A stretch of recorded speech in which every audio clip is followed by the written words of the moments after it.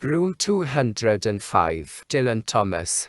Quite early in the morning when the war clouds were falling over some black and white dawn where my folks were born. All the sky is grey and the air is brown. It's like this every day in Swansea town. From Swansea town, from where my folks came. We weren't related to Dylan T, we just shared the family name, you see.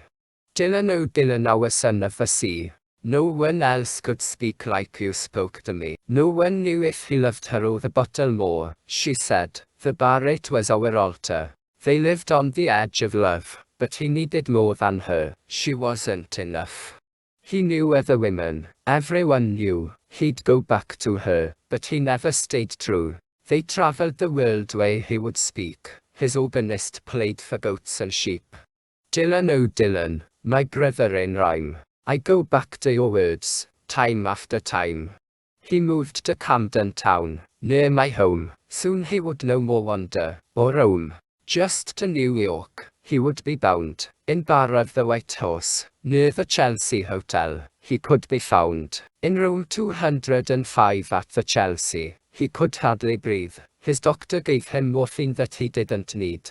They called for an ambulance. It took an hour to arrive. By the time it arrived, he was barely alive.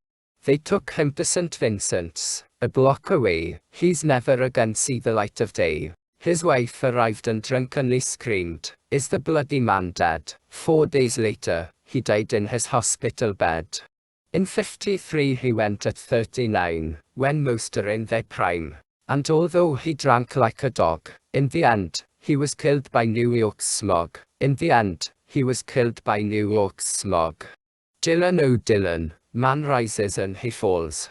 And in the end, like you, he leaves with bugger all. Dylan, oh Dylan, man rises and he falls. And in the end, like you, he leaves with bugger all. Paul Robert Thomas, the 11th of May 2024.